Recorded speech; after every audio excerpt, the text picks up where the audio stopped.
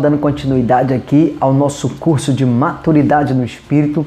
Você que ainda não assistiu a parte 1 da nossa aula 1, não perca tempo, volta lá, assiste a parte 1 da nossa aula 1 para que você venha entender o primeiro e o segundo princípio, por que discernir a diferença entre alma e entre espírito. Exatamente. Nós vamos falar agora sobre o terceiro princípio, por que discernir a diferença entre alma e entre espírito. O conhecimento espiritual é adquirido totalmente no espírito. Aqui está o nosso terceiro princípio, a terceira razão por que discernir a diferença entre alma e entre espírito.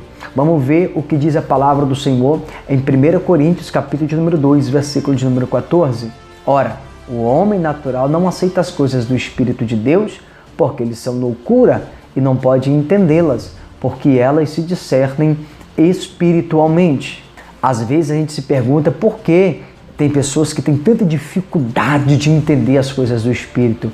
É porque é o homem natural, e o homem natural ele sempre vai ter essa dificuldade de entender as coisas do Espírito. Mas se o homem se tornar um ser espiritual, se ele discernir o próprio espírito, fazer essa distinção entre alma e entre espírito, logo ele vai conseguir entender as coisas do espírito e discernir as coisas do espírito com mais facilidade. O espírito do homem é um espírito morto. Então, como que eu vou conseguir contactar com o Espírito Santo, falar com ele, entender ele, se o meu espírito está morto? Eu preciso entender todo esse processo aí.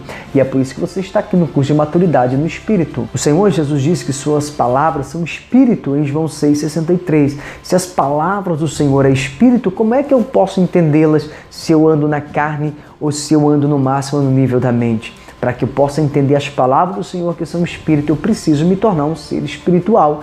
O meu espírito morto, caído, precisa ser recriado para que eu possa entender as coisas do Espírito. O problema é que muitos cristãos, mesmo sendo nascidos de novo, eles tentam entender as coisas do Espírito no nível da mente. Não vai conseguir entender nunca, meu amigo.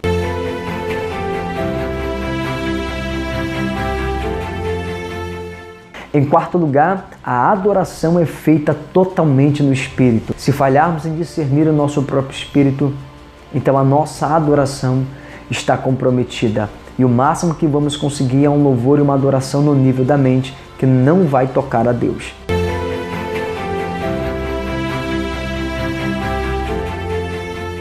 Em quinto lugar, devemos orar sem cessar no Espírito. A oração em línguas, por exemplo, é um tipo de oração que é feita no nível do Espírito. Você não pode orar em línguas estranhas no nível da mente ou no nível natural. Para orarmos em línguas estranhas, temos que orar no Espírito. Nós somos seres espirituais feitos da própria natureza de Deus. Bom, em Gênesis 1:26 o texto diz: façamos o homem à nossa imagem conforme a nossa semelhança. O homem pecou no Éden e por causa do pecado do homem no Éden, o homem então teve o seu espírito morto, o seu espírito entrou em trevas. É por isso que existe esta necessidade de falarmos, de contactar com o Senhor no Espírito. Então o espírito humano está morto, então vem o Espírito Santo e penetra nele, e quando penetra nele, ele volta à vida, ele é recriado. Então conseguimos entender as coisas do Espírito mediante o nosso Espírito. Na verdade, o nosso eu é a alma, então nós somos uma alma que temos dois corpos, um corpo espiritual e um corpo físico. O nosso corpo físico para contactar no mundo físico e o nosso corpo espiritual para contactar no mundo espiritual.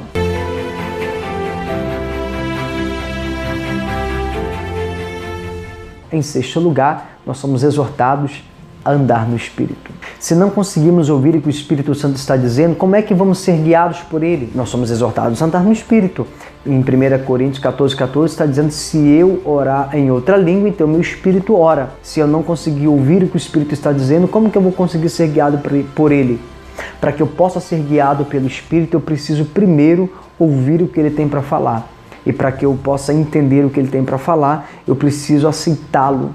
Eu preciso nascer de novo, que é o segundo princípio, a segunda razão por que fazer a separação entre alma e entre espírito. Deus habita em nós pela pessoa do Espírito Santo, nos moldando e nos guiando a toda a verdade.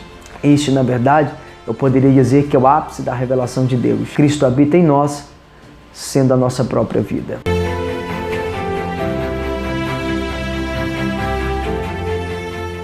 Em último lugar, o sétimo princípio, a sétima razão, porque discernir alma e espírito, é porque servimos a Deus no Espírito. Em Romanos 1,9, Paulo disse que serve a Deus no Espírito. Mas como posso perceber o meu espírito? Essa é uma pergunta muito importante de se fazer.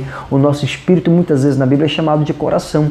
Mas eu não estou falando para você desse órgão que pulsa dentro de nós, não. Quando eu falo de coração, eu estou falando de algo que é íntimo. Estou falando de algo do interior, ou seja, o nosso espírito.